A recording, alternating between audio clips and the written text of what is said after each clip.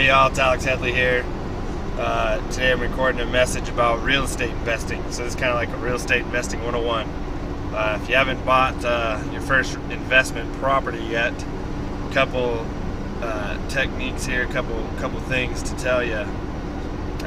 One thing is don't be afraid. Go out and put offers on properties. Your numbers, there's lots of ways to get value and stuff like that. I'm not really going to go into that in this video, but I'm going to tell you this is a get or done video. Put offers out there, lots and lots of offers. I'm telling you, you're never going to get a deal if you don't put an offer out. So it's like Wayne Gretzky said, 100% of shots never taken will never score.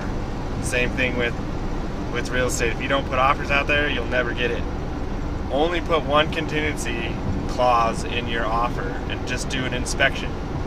Give yourself 10 days at least, whatever is the normal in the market that you're in, but where I'm at, I do a 10-day inspection, and at the end of the 10 days, if you don't have it figured out with what you're going to do with it, or maybe you figured that you put the price in, it's a little too high, then you bail, and that's it.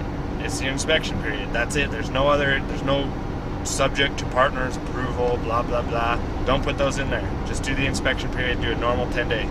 If the bank's telling you, if it's a bank-owned property and they're saying no, we're not doing an inspection, they're lying to you. They're no bullshit. I'm sorry for cussing, but that's bullshit. Don't believe their crap. Get the contract. If not, then go on to the next one. It doesn't matter. So that's number one. Number two is your values are relative, but you gotta have a good idea of an ugly house value versus a pretty house value or a rehabbed house. What I call a certified used house is basically one that we go in and gut it, start over, and rebuild the whole thing. That's a brand new, never been lived in, but it's an old house, so it's kind of like a certified used. Anyway,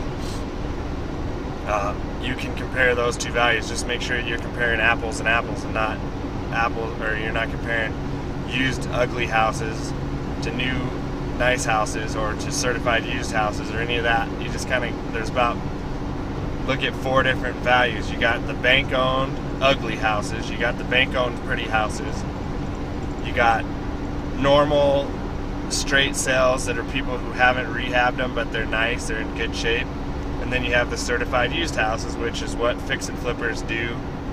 They fix it up and they flip it. That's a certified used house. You also have brand new houses, but they're not going to be in the same neighborhoods anyway, so you don't have to worry about those.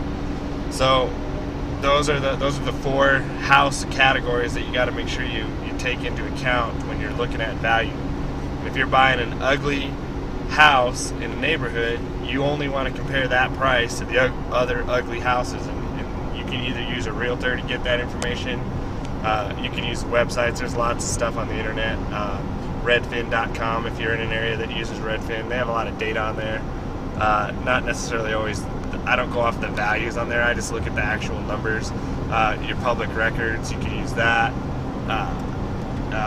You can kind of sometimes look at Zillow. It's got, their software is weird and they don't give you a number, so don't ever look at the actual numbers that these websites give you, because that value is never going to be very good. But you can always look at the data. That's what it comes down to. Look at the data and look at the house and look at the realtor remarks and see, was it a full rehab? Was it needing updating? Was it bank owned? Was it a fixer upper?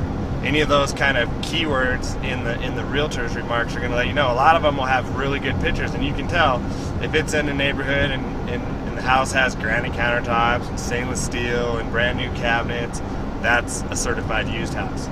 If it's ugly, if it's got old wood from the 80s, if it's got bad carpet, if it's got almond colored appliances, that house is probably going to fall in either the ugly house category, or it may fall into the pre-owned category, which is where the owners were just trying to sell it. They didn't have the money to do the updating, and that's okay too.